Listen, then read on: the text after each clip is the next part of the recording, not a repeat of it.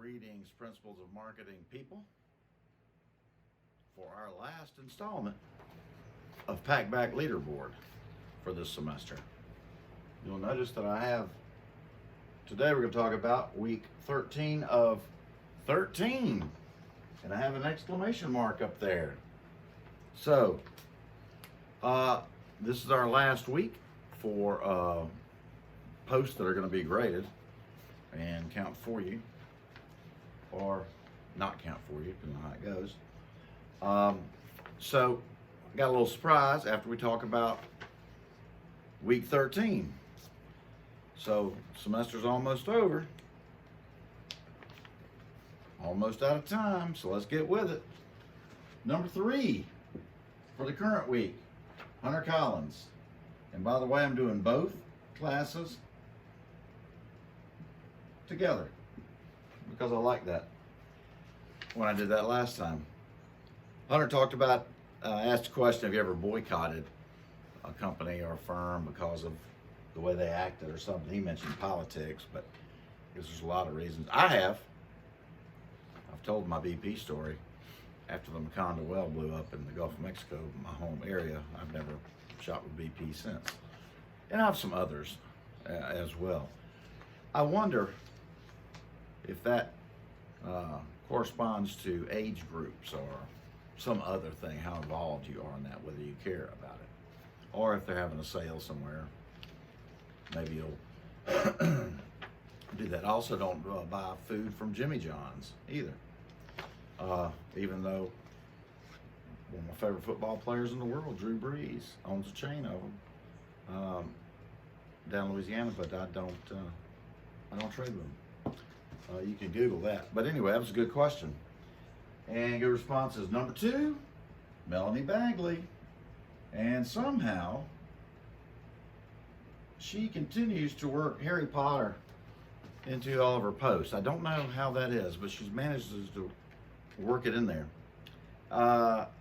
She was talking about trademark protection and all, which of course I love, because she took like subject matter that we've been talking about, or I've been lecturing about, worked it into a packback discussion question. Right on time, Miss Bagley. She talked about brooms being a generic thing, but if you advertise as a Harry Potter broom or hashtag that Harry Potter, would they come after you? Disney probably would.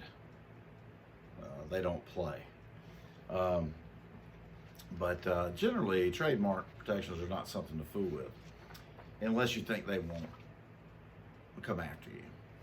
But at just about the time you think they won't, boom, they really only go after people that, where it's really costing them money or diluting the brand or something like that. But anyway, so Miss Bagley managed to work in Harry Potter around brooms. She's possessed. All right, week 13, number 1, Logan Hefner.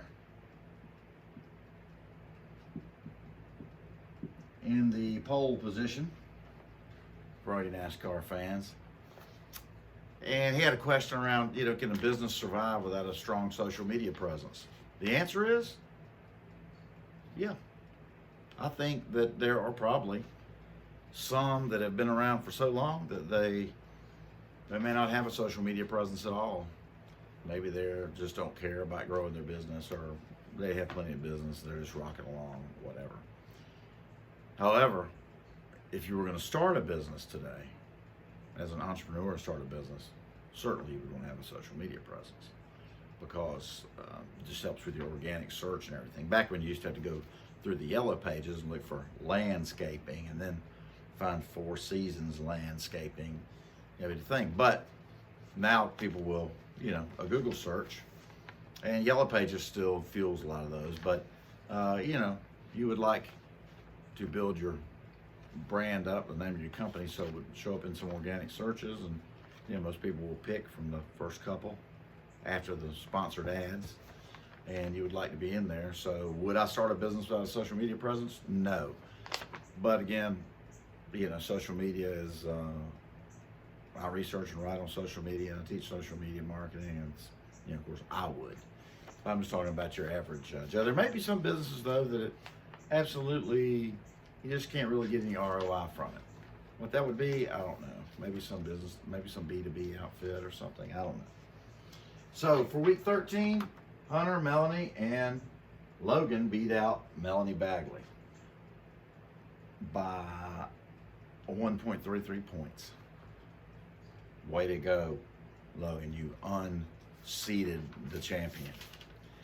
Now, I thought since this was our last week for Packback discussions, I would look and see and generate a spreadsheet for the whole semester to see who had led the pack for a whole semester, 13 weeks, and share that with you because there ought to be a prize. Number 3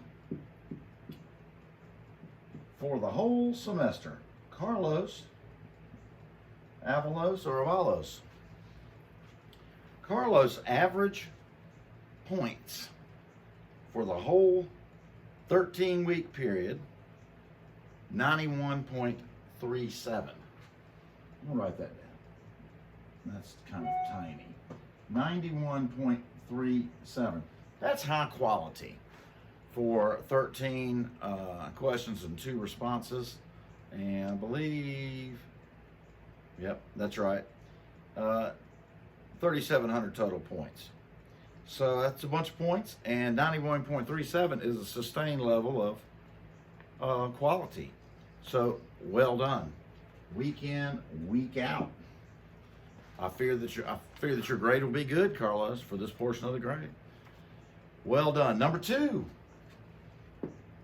Hunter Collins, who also, yep, came in number 3 on week 13. Let's see.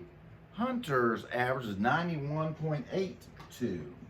So just barely better than Carlos, because we're going over a long body of work. Hunter had exactly 13 questions and 26 responses, so he did the minimum that I asked him to do, that I asked everyone to do, but he did it at high quality, 91.82. And in first place, who do we think it is?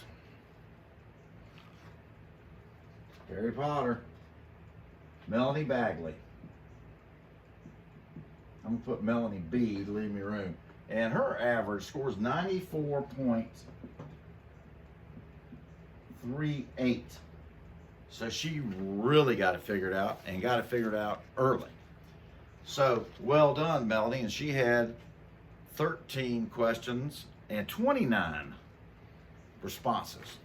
So she had 3 more responses than were required, and that could have lowered her score if they weren't very good. If she just went in there and put some trash in there on somebody's, but she didn't. They were also of high quality. So hat tip to Melanie, Hunter, and Carlos. Very strong performance over a 13-week period on Packback. Very proud of you. I'm sure you will all go on to be great titans of industry, and I hope that you'll mention my name when you're interviewed by the Wall Street Journal about your greatness. I noticed a reflection of my selfie light somewhere. Where is it? I'm going to reverse right in here on the camera. Isn't that nice? I feel like a weatherman. I'm going reverse. So anyway, Packback's over. What do we have left? A couple of main things. We got exam 3, which I'll have information on the learning management system, otherwise known as Desire to Learn, otherwise known as D2L, and on our system, referred to as Georgia View. And then we've got the final. Okay, so pay attention to the start and stop dates and when they lock, because if you make a mistake and miss a date, then we're running out of time. There's no way to make it up. Then we have problems. Okay, all of the lectures are uploaded, the PowerPoints. I've posted Quizlets for you to practice on. And don't forget about the online quizzes in My Lab Marketing. I believe 13 is open now, so you could, chapter 13, I think that's the next to last chapter. They'll open up quickly. You won't have as long for the last one though, because we're running out of time, but so pay attention to those. And with that said, I'm going to bid you goodbye for now, and I will see you on the internet. And I'm going to stick my index finger out. I'm going to approach the off button